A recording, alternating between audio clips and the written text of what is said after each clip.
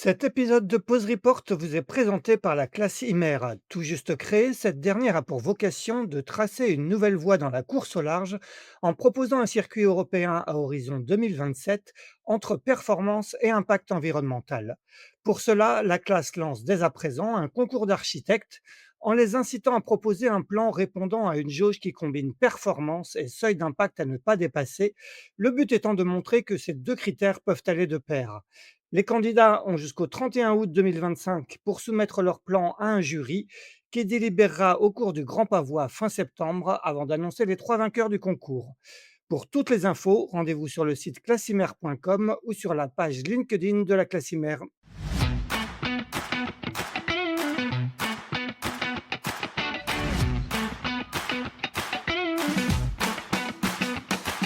Bonjour, vous écoutez Pause Report, le podcast qui décrypte et analyse chaque semaine l'actualité de la voile de compétition. Pause Report est produit par Tip Shaft, le média des professionnels et des passionnés de voile de compétition. Tip Shaft, ce sont 2 newsletters hebdomadaires en français et en anglais, des podcasts, des formations, un studio de production de contenu, une plateforme de vidéos à la demande Sailors, ainsi qu'un festival du film que vous pouvez retrouver sur tipnshaft.com. Je suis Axel Capron et je vous souhaite la bienvenue dans Pause Report. Bonjour à tous et bienvenue dans le 208e épisode de Pause Report, le podcast hebdomadaire de Tip Shaft qui explique, décortique, décrypte et analyse l'actualité de la voile de compétition sous toutes ses coutures en compagnie des meilleurs experts. Nous sommes le mardi 15 avril, il était exactement 8h15 et nous allons parler aujourd'hui d'une course de 3890 milles qui s'élance dimanche de Concarneau à destination de Saint-Barthélemy aux Antilles. Il s'agit bien évidemment de la Transat Paprec. Pour nous accompagner aujourd'hui, deux marins qui s'apprêtent à disputer la course pour la première fois. La première sera co-skippeuse à bord de demain de Martin Lepape, chez qui elle se trouve d'ailleurs ce matin à Concarneau. Il s'agit de Mathilde Géron. Salut Mathilde. Bonjour à tous. Le second sera quant à lui à la barre de Hello Work et accompagné sur cette transat par Julie Simon et Davy Baudard qui est également sur place. Salut Davy. Salut tout le monde. Eh bien, avant d'échanger avec vous, comme d'habitude, je vais faire un rapide topo sur la course qui va nous occuper aujourd'hui, la Transat Paprec, qui s'est autrefois appelée Transat AG2R, puis Transat Concarneau-Saint-Barth. C'est cette année la 17e édition d'une course en double, dont la première a eu lieu en 1992 et qui a vécu une petite révolution il y a 2 ans, puisqu'elle se court désormais en double mixte. C'est le duo composé de Charlotte Yvain et de Loïs Béréard qui s'était imposé il y a 2 ans sur skipper massif. Le plateau est cette année beaucoup plus conséquent puisque 19 Figaro 3 s'élanceront dimanche à 13h02 contre 11 en 2023. Auparavant, un prologue baptisé Challenge Alex Picot est programmé ce mardi à 14h. Il sera suivi de l'ouverture officielle du village de la Transat Paprec à 17h sur les quais de Concarneau. Voilà pour cette rapide présentation. La parole est au marin et ma première question, elle est toute bête. Je vais la poser à Mathilde. Mathilde, tu vas disputer, je crois, ta première transat, en tout cas ta première transat en course. Comment on se sent à 5 jours de cette toute première transat? Eh bien, écoute, on a très envie d'y aller quand même, ça c'est une certitude. Par contre, évidemment, comme c'est, un peu l'inconnu, tu as un peu d'appréhension. Par contre, on a quand même fait une bonne préparation. Le bateau est relativement prêt. On a quelques soucis électroniques liés à depuis l'installation de la Starlink, donc ça, c'est le petit dernier coup de stress, avant départ là. Les gars bossaient dans le bateau toute la journée. Je pense que aujourd'hui et demain, ce sera la même. On va essayer d'aller faire le prologue quand même dans les meilleures conditions possibles. Sinon écoute, c'est une route que je n'ai jamais faite. On en parle beaucoup, j'ai hâte d'aller découvrir ça. Est-ce que il y a de la hâte, mais est-ce qu'il y a un petit peu d'appréhension? Oui, oui, bien sûr, évidemment, parce que tu te poses, plein de questions, déjà pour commencer, qu'est-ce que je mets dans mon sac? Quelles affaires je prends? Tu as pas envie d'en prendre trop, mais il faut pas qu'il y en ait non plus, pas assez. Enfin voilà, tu te poses plein de questions, mais j'ai la chance d'être avec, Martin quand même, qui a une grosse expérience de cette transat, qui en a déjà pris 6. Du coup, dès que j'ai des questions évidemment, il me guide, il y a pas de souci, quoi. Bon, tu vas nous raconter après comment vous allez, comment vous avez préparé cette transat. Toi, Davy, c'est pas du tout ta première transat, hein. On va reparler de ton parcours tout à l'heure, mais tu as déjà plusieurs, transats en course à ton actif. Par contre, c'est ta première re en Figaro. Quel est toi ton état d'esprit à 5 jours, du départ? Bonne question. Bah, écoute, je suis plutôt détendu là.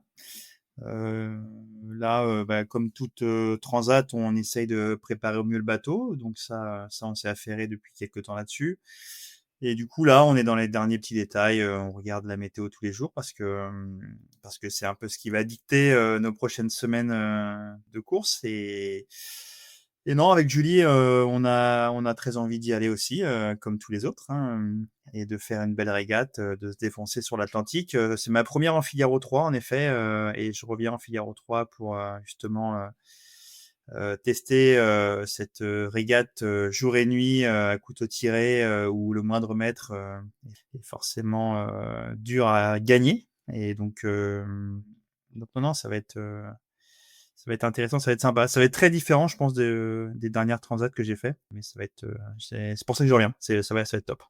Ouais, ouais. Est-ce que toi qui as l'habitude de faire ce genre de course, tu as des petits rituels, quand tu prépares une telle dans la dernière semaine avant le départ? Il y a des choses, que tu fais toujours dans le même ordre ou est-ce que comment ça se passe? Non, non, je suis pas du tout dans ce genre de choses et rituels, je suis pas superstitieux non plus, non, en fait, je m'adapte, j'essaie de m'adapter au mieux au bateau et à ce qu'on va, avoir comme météo donc la préparation, les derniers jours de préparation, c'est assez axé là-dessus, non, je suis plutôt ouvert à tout, avec Julie, voilà, on adapte aussi, le bateau à elle forcément, hem, donc voilà. Ouais, comment s'annonce le prologue du jour? Est-ce que j'ai l'impression qu'il s'annonce vanté. Est-ce qu'il va avoir lieu? Ah! Toute la question est là. Est-ce que le prologue va avoir lieu? Et ben, ce serait bien qu'il ait lieu parce qu'on a tous une pensée pour Alex, qui nous a, tristement quittés, il y a quelques années et donc ce serait un bel hommage, pour lui et ses proches, que le prologue se court. Maintenant oui, il y a alors on a eu 15 jours de beau temps, on a mangé, notre soleil comme on dit et maintenant il y a quelques dépressions, avec quelques fronts qui passent, sur la Bretagne et aujourd'hui il y a un joli petit front qui va commencer dans quelques heures, qui va nous intéresser et du coup la direction de course regarde ça avec attention. Ils prendront pas de risques, voilà, ils nous ont déjà annoncé que c'était, safety first. Donc, on verra, si on va sur l'eau ou pas, mais, il y a des besoins aussi de l'orga, d'avoir des images des bateaux, de faire un peu d'animation dans le port, mais, il faut que l'animation reste bonne pour tout le monde. Toi, je crois qu'il y a un petit baptême aussi prévu en fin de journée, c'est ça? Exactement, on a, le baptême d'Hellowork, qui doit être dans la foulée du prologue, avec un marin, d'exception comme parrain, qui est monsieur Johan Richomme, qui est une personne, que j'apprécie énormément et voilà, donc je suis très heureux de faire le baptême avec lui et surtout qu'avec Hellowork, ils ont une très belle histoire en 2019 parce qu'ils avaient gagné la Solitaire du Figaro, Ouais. donc j'ai un petit coup de pression aussi là-dessus. De la part de Johan et d'Helloworld. Et du coup, 17h15 normalement prévu, où Johan, fracassera la bouteille de champagne, d'une main ferme, sur l'étrave, du Figaro Hellowork. Bon, on espère qu'il s'est bien entraîné. Avant de reparler de cette transat, on va faire un petit retour, en arrière, avec toi, Mathilde. On connaît ton passé, d'olympienne, hein. Tu as fait partie de l'équipe de France de voile olympique, en 4,70, 4e des Jeux de Londres en 2012. Tu as ensuite fait du match racing, du Diam 24 en participant notamment au Tour voile. De l'ETF 26 et la saison dernière, tu t'es retrouvé embarqué en tant que team manager en Ocean 50, du projet Inter, Invest. Raconte-nous un peu comment s'est passée cette histoire, cette année en Ocean 50? Bah, écoute, c'était une très belle année qu'on a réussi à boucler. Mathieu, du coup, c'était Mathieu Perrault, le skipper. On travaillait pour lui et il venait du classe 40, il attaquait une saison en Ocean 50. Donc on est parti un peu d'une page blanche, on a récupéré un bateau. Les gars ont fait un très beau chantier pour, remettre le bateau, comme Mathieu le souhaitait, avec une très belle casquette.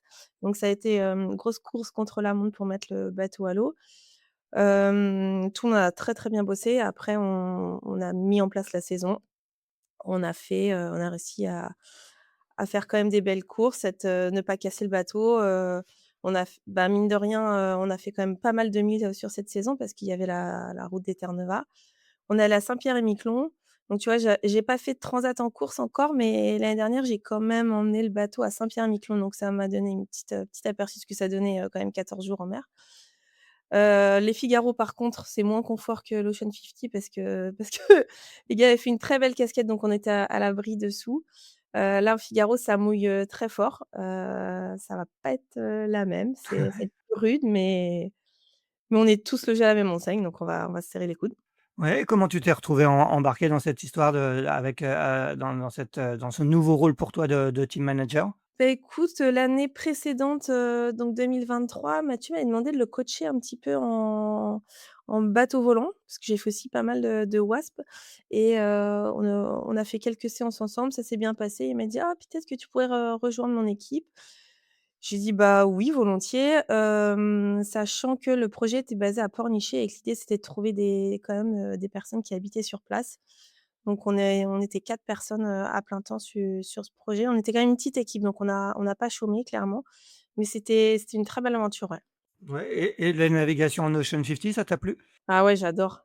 J'adore, j'adore et d'ailleurs, c'est le Figaro, quand tu as fait des milles sur des bateaux rapides et des bateaux volants, qui vont quand même, très, très ra très, très vite, retourner à naviguer à 5-6 nœuds, tu dis: «Ouf!» C'est lent, mais par contre, ce qui est génial, c'est que, je suis très contente de retrouver de la monotypie. Ça me rappelle les années olympisme, on est vraiment au contact, là, pour la fois, on a fait des stages d'entraînement. Parfois, au bout de 10 heures, on est encore dans un mouchoir de poche, donc ça me plaît, c'est vraiment génial et du coup, on va rien lâcher jusqu'au bout. Cet Ouais. exercice-là me plaît vraiment. Tu vas nous raconter après ta découverte, du Ouais. Figaro.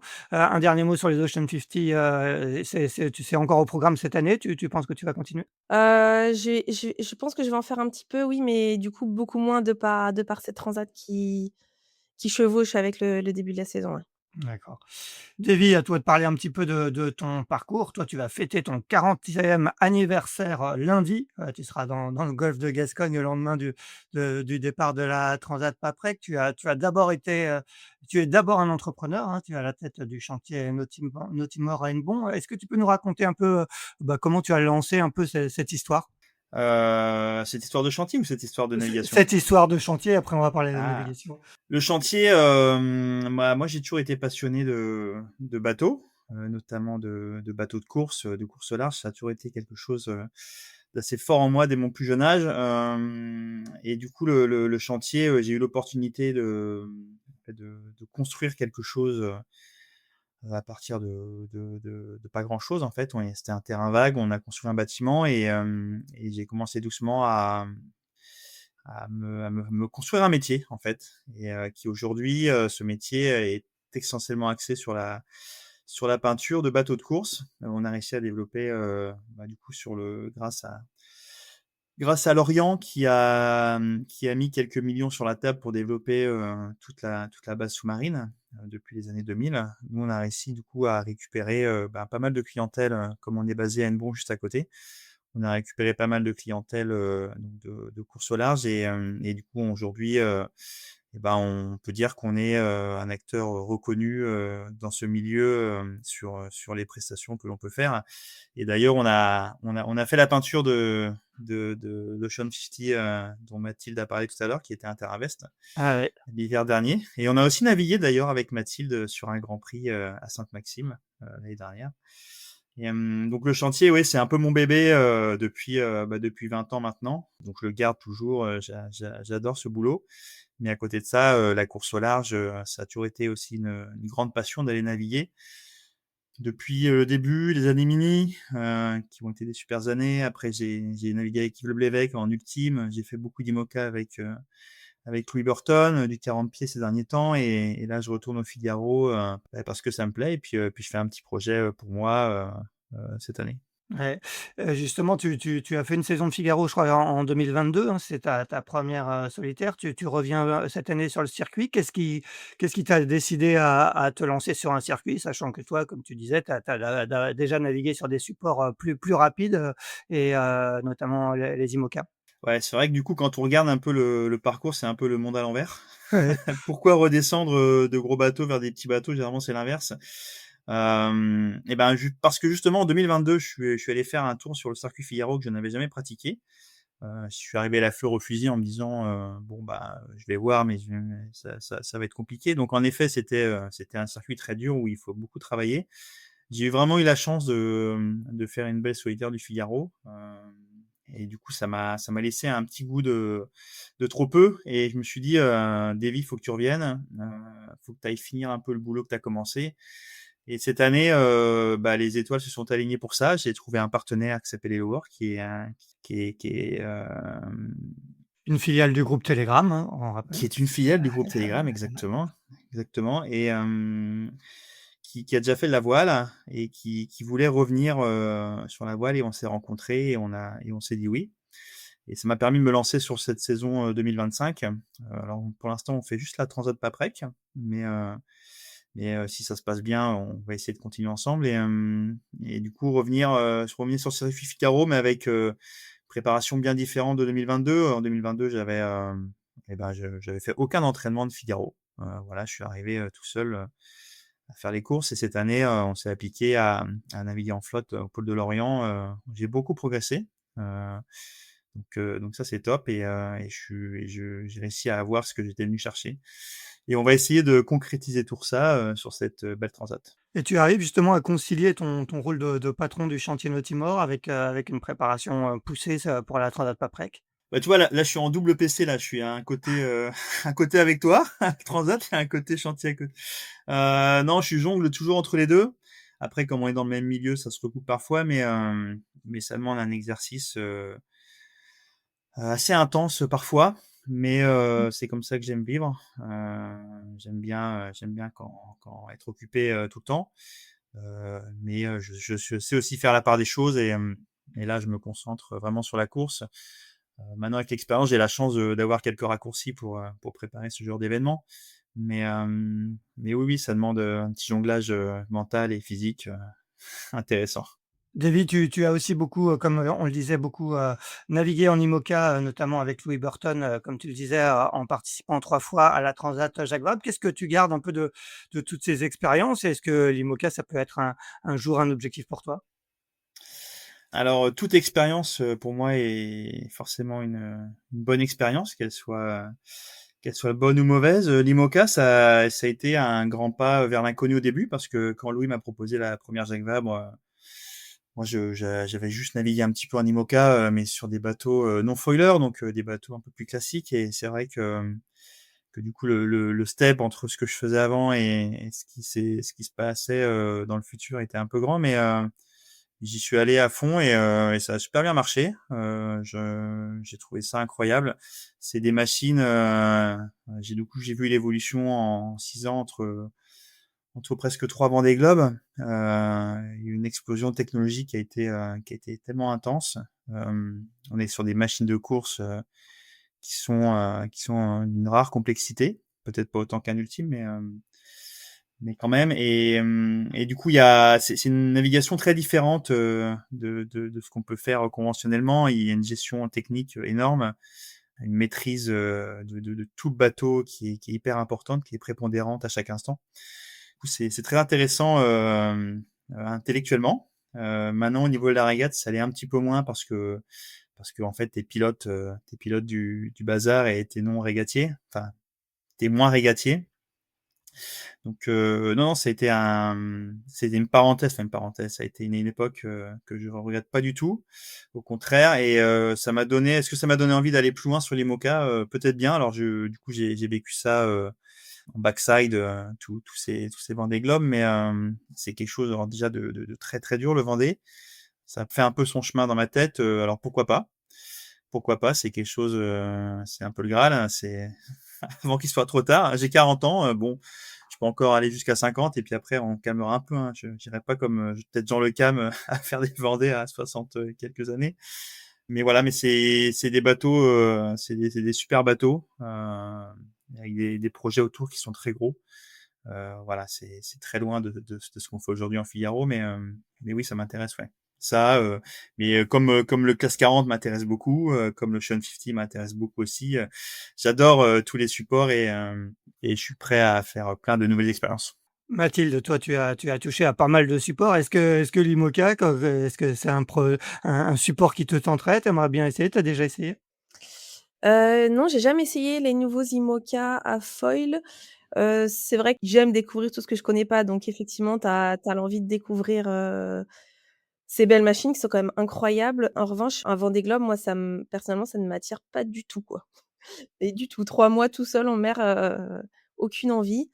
Tu me dis une course autour du monde en équipage, oui, mais un Vendée Globe, pas du tout. Bon, on va revenir à la Transat Paprec qui, comme je le disais, est donc passée en format double mixte, depuis, l'édition précédente en 2023. Il y avait, 11 duos, au départ, sur cette, 1re édition nouvelle formule, 19, cette année. Mathilde, est-ce que pour toi l'essai, est transformé, l'essai du double mixte est transformé quand tu regardes le plateau de cette édition 2025? Bah, je pense que la réponse est oui et on a la chance d'avoir un super sponsor, Paprec qui en plus, s'engage sur du long terme. Donc je pense que cette course va faire que grimper en nombre de participants et on a un très beau plateau là quand même, cette année. Je pense que ça va pas être si simple d'aller accrocher un podium. Ceux qui ont fait la course il y a 2 ans, je pense qu'ils en parlent vraiment positivement et je pense pas que le mixte soit, un frein plus que ça. Ça donne, ça ouvre des portes, aux femmes et grâce à cette course, tu peux basculer sur d'autres quoi, mais parce que je pense que quand on cherche, des femmes, que ce soit peut-être en trimaran ou en IMOCA ou en d'autres supports, tu j'imagine que tu jettes quand même un œil sur les noms qui peut y avoir sur le circuit Figaro, quoi. Ouais, c'est clair. Davy, toi, tu sais, justement, quand tu as dû faire, ton choix de co-skippeuse, je discutais avec pas mal de marins lors de la conférence de presse, qui a eu lieu là à côté de Rennes, il y a un mois. Et ceux en tout cas qui avaient déjà participé à la précédente édition disaient qu'il y avait un choix plus large justement, permis notamment grâce à cette première édition qui a mis le pied à l'étrier à des navigatrices. Il y a aussi la Plastimo Lorient Mini qui se déroule en double mix sur le circuit, 650. Est-ce que tu as eu l'impression d'avoir, quand même pas mal de choix de co-skippeuses et comment tu as fait ton choix? Alors j'ai pas fait la dernière édition, la Transat Paprec, du coup je sais pas si ça avait été compliqué de construire des binômes mixtes. Là pour cette édition, oui en fait, il y avait quand même, enfin il y a quand même beaucoup de femmes aujourd'hui qui sont performantes en course au large, qui naviguent très bien donc il y a quand même enfin il y a un choix, enfin si on peut appeler ça un choix, mais il y a un large panel, de femmes qui font des très bonnes, co-skippeuses. Du coup, moi, j'avais fait une shortlist, et ben, sur les compétences, que je recherchais, c'est-à-dire course au large, enfin, avoir fait de la course au large, connaître le Figaro, et être sympathique. Et du coup, et Julie, elle est arrivée, sur la liste assez rapidement, et on s'est mis d'accord sur la course assez rapidement en novembre. Et voilà comment se formait le duo. Je la connaissais pas plus que ça personnellement, mais on avait pas mal d'amis en commun et aujourd'hui, je suis très content de mon choix. Elle dit oui tout de suite? Elle a dit oui, non, elle a réfléchi un petit peu, elle s'est renseignée sur moi quand même. Parce que je lui ai proposé, voilà, je pense qu'elle a eu plusieurs propositions aussi. Donc il a fallu aussi choisir qui était le plus intéressant, pour performer sur la course, avec qui partir. Et toi Mathilde, comment ça s'est passé, avec Martin? Moi, c'est Martin qui m'a contacté. Il m'a dit: «J'aimerais beaucoup que tu viennes faire la transat avec moi» et je lui ai dit: «Ouh là là, attendons, je suis pas du tout à la saison 2025». On était encore à fond, on était en Méditerranée, à fond dans notre saison Ocean 50. Je réfléchissais pas du tout à la suite, je voulais juste souffler un peu et au final, le challenge je l'avais quand même dans un coin de ma tête qu'un jour j'aimerais faire cette transat en Figaro et là c'était, j'avoue pour moi c'était l'occasion rêvée. Martin, il connaît, par cœur le bateau, c'est un expert du support clairement, hein. Parce que moi j'ai quand même aucune expérience en Figaro. J'ai fait plein de supports différents mais pas du tout en Figaro. Donc c'était ça mon gros point négatif. Après, le Figaro est exigeant, faut falloir passer des heures à la barre. Ça j'adore ça, ça me fait pas peur et ça me pose pas de problème. Donc moi ma mission, ça va être, de réussir à faire avancer le bateau, aussi rapidement que lui sur tous mes quarts. Mais on a fait, plusieurs stages à Port-la-Forêt, ça s'est bien passé et on est assez confiant que notre binôme, fonctionnera bien. Ouais, humainement, on s'entend bien, il y a pas de souci. Même en dehors des cars, si on veut parler d'autres choses de bateau, on sait qu'on va pas s'ennuyer et qu'on va pas faire les autistes et on prendra plaisir, je pense, à faire, cette transat ensemble. Ça, il y a pas de souci. Tu le disais, hein, tu n'avais jamais navigué en Figaro. Alors, raconte-moi un peu les premières navigations. C'est quoi les premières sensations quand on découvre ce support qui est forcément moins fun que l'Ocean 50 sur lequel tu naviguais l'année dernière? Bah, ouais, les premières associations, c'est ouf, c'est lent. Ensuite, ça fait mal, parce que mine de rien, le bateau est quand même assez physique. La position à la barre, elle est pas du tout confortable. Tu rentres après, 4 jours de stage, tu as l'impression d'avoir perdu 5 centimètres, tu vois? Le kiné, il te récupère, il essaie de faire bouger ton cou, il y a les pieds qui viennent, quoi. Enfin, mais ça, c'est tout le monde est dans le même bateau, donc c'est pas grave. Donc après, tu dis: «OK, en prépa physique, je vais bosser ça, ça, ça pour faire au mieux pour encaisser les heures à la barre» et si voilà. Ouais, justement, il y a un entraînement spécifique, au Figaro. C'est quoi les exercices, spécifiques que tu fais pour passer des heures à la barre sur un Figaro 3? Bah, je sais pas s'il y en a de modèle. Moi, je me suis un peu gérée toute seule, mais bah, tu fais quand même, tu es content de faire du sport d'endurance parce que je pense que ça peut servir sur du long. Tu fais, de la force aussi parce que le bateau est quand même un peu physique au niveau du haut du corps, du gainage beaucoup et moi, je suis multisport quoi, donc j'aime relativement bien tout faire quoi. Après, je fais aussi beaucoup de sports nautiques, tu vois? Faire du kite, ça peut aussi servir pour, mine de rien, ça gaine tous les abdos et compagnie, ça sert quand même pour le bateau, je pense. Davy, toi, tu avais débuté sur le support en 2022. Je ne sais pas si tu en avais fait, auparavant un petit peu, avant. Qu'est-ce qui t'a marqué toi, c'est à tes débuts en découvrant le Figaro Beneteau 3? Qu'est-ce qui m'avait marqué? Non, alors j'en avais pas fait du tout avant. Ça a été une découverte pour moi en 2022. Ce qui m'a marqué, non, c'est surtout le circuit en fait, le contact, enfin où le moindre mètre est important. C'est surtout ça qui m'a marqué. Après, les bateaux, venant un peu, enfin venant de l'IMOCA dernièrement, je trouvais ça quand même moins dur physiquement. C'est quand même pas la même hein, quand on voit le Genac sur un mât de 30 mètres que sur un mât de 15 mètres. Non, c'est surtout l'aspect régate. Après, oui, c'est humide, c'est sûr. Il y a pas de protection sur ces bateaux. Mais maintenant, comme ça va quand même beaucoup moins vite, enfin, je trouvais ça plus confortable en fait. Et petit côté banette à l'intérieur, c'était pas désagréable pour dormir. C'est mieux qu'un siège baquet, sur un IMOCA. Non, mais l'IMOCA, en fait, faut y aller pour le comprendre. Hein. C'est quand ça commence à marcher à plus de 25 nœuds, tu peux pas te déplacer dans le bateau. Donc, imagine dormir là-dedans, c'est pas possible.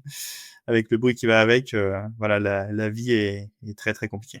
Raconte-nous un peu comment vous êtes, entraînés, avec Julie. Quelles sont un peu les priorités quand on se découvre, quand on met en place un binôme comme ça? La priorité de l'hiver, ça va être de peaufiner les réglages pour la vitesse.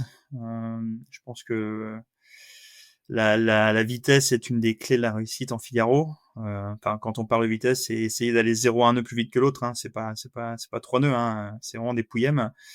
Travailler sur le moindre petit réglage, le réglage de gréement, de safran, voilà. Enfin, tout le petit réglage est vraiment. Là, on est dans les micro détails. On est vraiment dans du pignolage pour essayer d'aller un tout petit peu mieux que l'autre.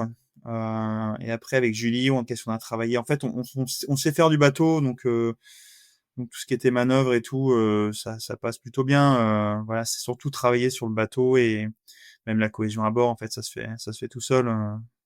Voilà, on a surtout bossé la vitesse avec les autres. Et toi, Mathilde, qui découvrait le support, il a fallu quand même te prendre un petit peu de temps, d'apprentissage du support ou vite vous êtes rentrés dans des réglages fins? Comment ça s'est passé la prise en main avec Martin? Et beh, en fait, je suis arrivée moi pour la forêt pour la première fois, on n'avait pas navigué, tous les 2 tranquilles de notre côté. On allait directement faire le 1er stage que proposait pour la forêt. Donc là, tu es dans le jeu direct quoi. Allez, petit parcours, c'est parti à 8 bateaux et feu, faut y aller. Mais du coup, on a trouvé une orga à bord où je reste plutôt moi à la barre et lui fait les manœuvres parce qu'il connaît par cœur son bateau et je pense que j'arriverai jamais de toute façon à aller aussi vite que lui. Donc comme ça je pense que c'est ça le plus performant pour nous et ça se passe relativement bien avec les autres. Ouais, il y a pas par rapport aux autres, on était quand même contents. Est-ce que tu appréhendes un peu l'aspect, durée? Tu disais, hein, tu as fait quand même un convoyage de 14 jours en Ocean 50, là, ça va durer 18-19 jours. Est-ce que tu appréhendes un peu cet aspect, confiné dans un petit espace, à 2 pendant 19 jours?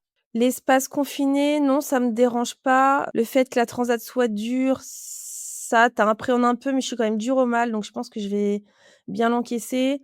Ça va être de plus en plus dur en avançant parce que je pense, de par la durée, la fatigue qui est de plus en plus présente, mais on a quand même cette belle carotte, d'aller vers Saint-Barth et d'aller vers du chaud. Donc tu vois, le début, ça va être dur, mais au fur et à mesure, on va quand même peler l'oignon, tu vois? On va enlever les couches et on va je pense que pour le moral d'aller vers du soleil et dans les alizés et même si c'est long la fin, je pense qu'on aura plus une routine, tranquille, la 2e partie, quoi.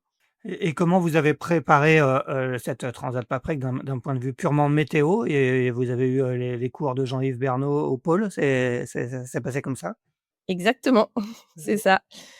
Jean-Yves est venu nous faire, ouais, une journée complète, rappel de météo, et puis toutes les spécificités liées à Transat. C'était vraiment, très, très intéressant, ça c'est sûr.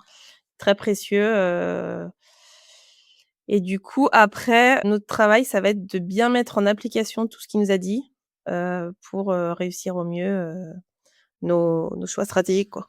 Et sur cet aspect-là, vous avez une répartition précise des rôles à bord? Tu disais que toi, tu vas t'attacher à faire, bien avancer le bateau. Ça va être surtout ton rôle à bord ou vous allez un peu faire tout, tous les 2? Bah, non, je pense que Martin, vu son expérience en transat, une expérience en Figaro et en météo qui est quand même, bien plus importante que la mienne, c'est lui qui, du coup, qui sera en charge évidemment de la nav, de la météo. Mais par contre, évidemment, on en discute, on fait quand même les choix ensemble et moi, j'ai plutôt peut-être un rôle de garde-fou, quoi. C'est-à-dire garde-fou? Bah, on discute des choix et si j'ai quand même de l'expérience, Ouais. en navigation, en météo et tout ça et s'il y a un choix qui me paraît, pas cohérent ou on en discute et je lui dis: «Attends, tu es sûr qu'on fait ça? Pourquoi? Qu'est-ce qui te fait décider?» et voilà. Davy, vous avez sensiblement, la même expérience en Figaro avec Julie, hein, qui a déjà aussi fait, je crois 1 ou 2 saisons sur le circuit Figaro. Est-ce que vous avez une répartition des rôles, égale ou vous allez tous les 2 faire la même chose? Ou, justement comme à bord de demain, vous allez, vous répartir, des tâches en spécifique? Alors du coup, nous, c'est un peu différent de toi, Mathilde, on va essayer de travailler à 2 sur tout. Oui, Julie a l'expérience, de course au large, donc du coup, elle a une bonne maîtrise, de tous les logiciels, routage à bord et de l'analyse météo. Du coup, non, non, sur toutes les décisions stratégiques, enfin sur toutes les décisions tout court d'ailleurs, on va le faire à 2. Je pense que c'est pas mal. Pour le coup, enfin, d'expérience, j'aime bien avoir 2 cerveaux qui réfléchissent plutôt qu'un. Ça évite de faire des bêtises et quand on a tous les 2 la même idée, c'est que ça doit forcément être la bonne, d'ailleurs. Non, non, on va dire qu'on est 2 solitaires sur le même bateau, mais qui vont travailler ensemble.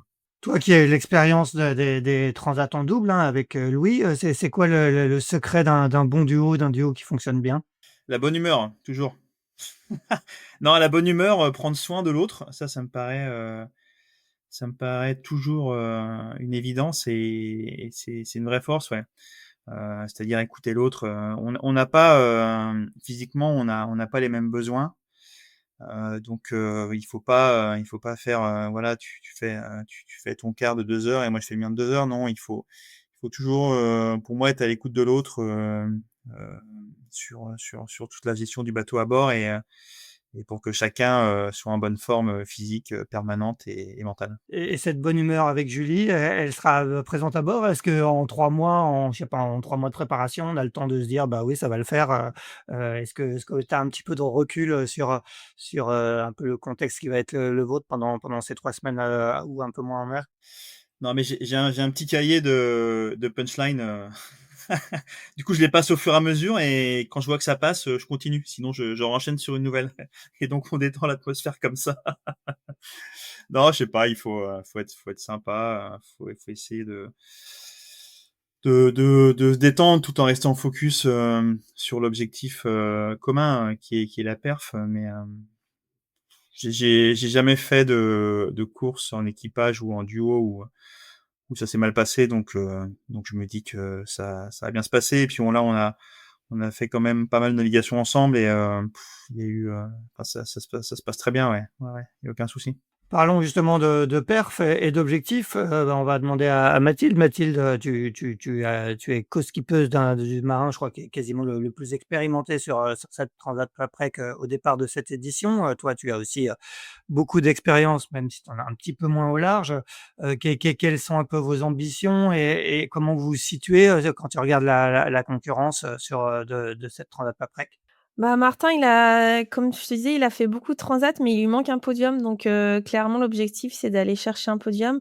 Mais, ça ne va pas être si simple. Évidemment, le plateau, on a un beau plateau. Tout le monde, connaît enfin, des entraînements qu'on a fait à Port-la-Forêt, on a vu que c'était très dense et que, ouais, la concurrence est rude, clairement. Donc, écoute, il va falloir rien lâcher du début à la fin et faire avancer le bateau vite, vite, vite tout le temps. Comme dit Davy, hein, ça se joue à 0-1 nœud plus vite que l'autre. Donc, ouais, objectif podium, mais il ne va falloir rien lâcher. Est-ce qu'on se met un peu de pression sur les premiers milles, le départ? Est-ce que c'est important, selon toi, Mathilde, de bien réussir son départ, d'être tout de suite dans le rythme ou Bien sur sûr. une Ouais, ou ouais. sur ouais? Ouais, ouais, bien sûr. Là, je pense que la première semaine, on va vraiment pas beaucoup dormir et une fois qu'on aura passé, les Canaries, qu'on aura décidé, quelle route on choisit, après là, ça va se détendre, je pense, ouais. David, tu es d'accord? Il faut être tout de suite dans le rythme, il faut pas lâcher pas laisser partir les bons coups en début de transat? Ah bah faut être dedans même avant le départ, hein. Il faut rien lâcher, hein, là. C'est une course au mètre, hein, donc on part du principe où on ne fait que perdre et le but du jeu c'est d'en perdre le moins possible. Non non, faut être à 100%, voire à 120% du début à la fin. Même le dernier jour, même le tour de l'île à l'arrivée, il faut pas se reposer, ça va être très serré.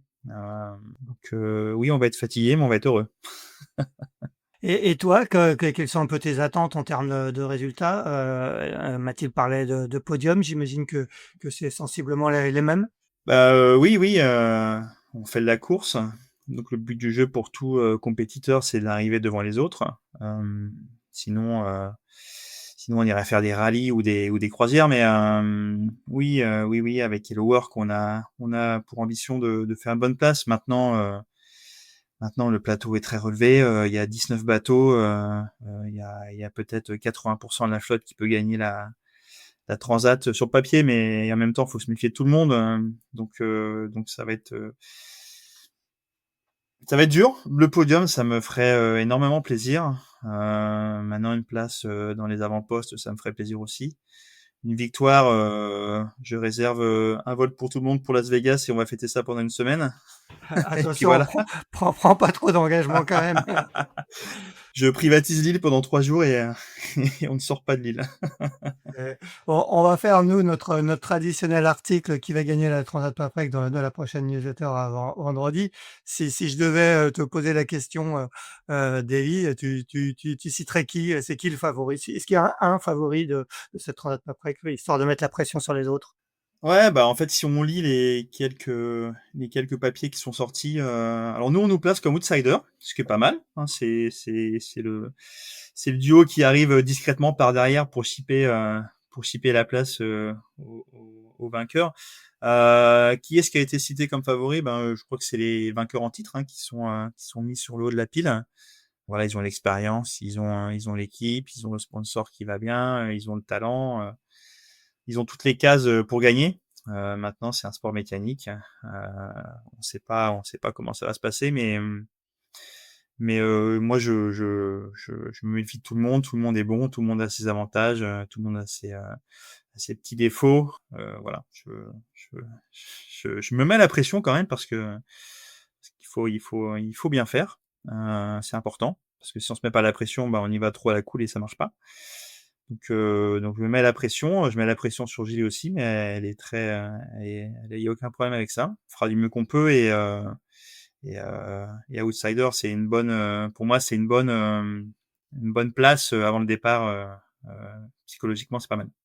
Le vainqueur en titre, on rappelle, Skipper Massif avec Charlotte Yvain, qui était donc co-skippeuse de Loïs Béard il y a 2 ans et qui fait équipe cette fois-ci avec Hugo Dallène. Est-ce qu'il y a un peu de pression du côté du Figaro demain, Mathilde? Est-ce que tu disais, hein, Martin a envie de faire un podium, mais on sait qu'il sait se mettre de la pression. Martin, va falloir le calmer un petit peu là-dessus, ou comment tu vois les choses? On a fait que des entraînements pour l'instant, pas encore de course, donc je me rends pas compte à quel point, Martin peut monter dans les tours, le jour J. Mais oui, mon rôle, ça va être plutôt de calmer le jeu. Pour autant, je vais être à 100%, ça, il y a pas de souci, mais surtout pas surenchérir au niveau de la pression, ouais. Bon. Eh bien, très bien. Un petit mot pour parler d'avenir maintenant. Pour toi, Mathilde, ce passage en Figaro, est-ce que c'est un one shot, ou est-ce que un jour tu pourrais toi aussi te lancer sur le circuit Figaro? Faire une solitaire du Figaro, je pense pas. Je pense pas, non. En revanche, cette transat, je te réponds à l'arrivée à Saint-Barth, ça se trouve, je vais adorer et je vais me dire pourquoi pas, réitérer dans 2 ans. Je te dis ça à l'arrivée. Bon, j'espère que tu prendras du plaisir. Et à plus long terme, quelles sont un peu tes ambitions? Est-ce qu'il y a des choses que tu n'as pas encore faites? Tu as touché à beaucoup de supports, mais est-ce qu'il y a des supports sur lesquels tu aimerais aller naviguer, ou des courses que tu aimerais faire? Bah, c'est vrai que l'IMOCA, j'en ai jamais fait, tu te dis: «Ah, tu as quand même envie d'aller essayer». Mais, la réalité d'aujourd'hui fait que, j'ai quand même fait, je sais pas, depuis que j'ai 15 ans, de la voile vraiment, non-stop à haut niveau, en parallèle des études, en parallèle d'une vie de famille, en parallèle de plein de choses. Et là, j'avoue, je suis familialement, on tire un peu la langue quand même. Là, c'est très, très dur. On vient de sortir d'une année avec un terrain reste qui était très dense, et là, la demande perso, de la famille, c'est vraiment que je ralentisse un peu le rythme, que je fasse différemment, quoi. Voilà, j'ai 2 petites filles qui ont quand même 4 et 8 ans, c'est de plus en plus dur. Un mari qui est marin, qui est pas là. Ça fait 7 ans qu'on a des jeunes filles au pair, à la maison continuellement. Quelqu'un chez toi à tous les repas. On est un peu épuisés de ça, donc je pense que je vais un peu ralentir le rythme, enfin faire différemment pour avoir, un peu plus de temps en famille quand même, quoi. Et toi, Davy, tes ambitions à moyen et long terme, déjà, est-ce que, tu le disais, tout à l'heure, mais la solitaire 2025, si Hello Work t'accompagne, ça pourrait faire partie des objectifs. Est-ce que tu te vois rester sur ce circuit à plus long terme? Alors du coup, je vais juste rebondir sur Mathilde. Je voulais Mathilde, bravo, parce que c'est pas évident. C'est sûr, comme elle raconte, de conjuguer toutes ses vies, notamment familiales, avec un mari qui est pas toujours, qui est souvent parti en mer. Et du coup, oui, c'est sûr. Bravo Mathilde, parce que du coup, te relancer sur la course, enfin, sur une course comme ça qui te prend presque 2 mois, plus tous les entraînements. C'est un gros sacrifice. Voilà, il faut quand même le souligner, c'est hyper important. Mais je suis sûr que Mathilde, tu ne regretteras pas ton expérience. Ça Non, va, ça par contre, j'en suis sûre. Je suis hyper contente d'aller faire cette transat et et que de ça va très bien découvrir, se passer, ouais. ouais, ouais. Ça va très bien se passer, qu'il faut que tu en profites à fond du début à la fin, et c'est peut-être ça la force en fait, de gens comme nous qui ne sommes pas toujours à 100% sur les circuits. C'est quand on va venir régater, on va être à 100% parce qu'on a le plaisir et la passion, et on sait la chance que l'on a de pouvoir exercer ça. Et pour du coup enchaîner sur ma suite. Alors oui, le but du jeu, c'est d'essayer d'emmener le work sur l'avenir. Alors à court terme, on aimerait faire la solitaire ensemble. Donc c'est à moi de les convaincre par ma prestation, enfin par notre prestation sur cette transat. Et dans l'avenir, pourquoi pas essayer de les pousser vers des courses plus grandes, comme la Route du Rhum. Et plus encore, le support reste encore à définir. il y a un large choix, mais j'ai encore la force mentale et physique. Enfin, j'ai encore beaucoup de réserve mentale et physique pour continuer dans ce milieu-là que j'adore. Et voilà, je sais pas quand est-ce que je m'arrêterai. Peut-être que oui, il y aura un épuisement à un moment donné. Peut-être de plusieurs facteurs, mais voilà, le but du jeu là pour l'instant, c'est d'essayer de créer une belle histoire avec Hello World qui revient sur le circuit et de continuer ensemble. Cet épuisement qui peut être familial, qui peut être professionnel pour toi, qui est sur 2 fronts à la fois, tu le ressens pas aujourd'hui? Ça, c'est pas, pour l'instant, ça passe très bien. On va dire qu'à 40 ans, on a encore la pêche. Je sais pas ce que va me réserver l'avenir en fait. Je prends pas ça au jour le jour, mais j'essaie d'anticiper quand même un maximum. Mais c'est sûr qu'à un moment donné, il faudra faire des choix. On verra ce que l'on fera, mais la famille est quand même quelque chose d'important. Enfin, le côté perso, il faut pas le négliger. J'ai aussi 2 enfants qui sont un peu plus grands que ceux de Mathilde, mais les enfants, ça demande quand même beaucoup d'énergie et beaucoup d'attention parce qu'ils ne grandissent qu'une fois. Et du coup, j'ai la chance d'avoir une femme qui est quand même assez présente et qui me soutient dans toutes mes aventures, qui s'occupe aussi de marins sportifs, qui a une salle de sport. Et voilà, je peux, enfin c'est en grande partie grâce à elle, si je peux continuer à exercer mon métier de marin, de coureur au large au quotidien. Pour finir, est-ce qu'il y a un peu de visibilité déjà sur la météo du départ dimanche? On est à 5 jours. Est-ce que vous savez à peu près à quelle sauce vous allez être mangé dans le golfe de Gascogne? Alors déjà, je peux te faire une petite news en temps réel. Le prologue vient d'être annulé. Ah, et ben voilà. Ok, il n'y aura pas de prologue. Il n'y aura pas de prologue avec Pico, donc on a reçu l'info là pendant qu'on était avec toi.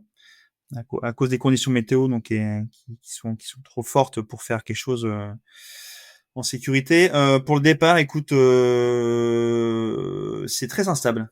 On sait que ce sera pas forcément tout rose. On va très certainement avoir peut-être 1, 2, 3 fronts à passer. On verra l'intensité, on verra aussi, mais il y a peu de chances qu'on parte peut-être, avec un anticyclone avec du nord-est, grand soleil.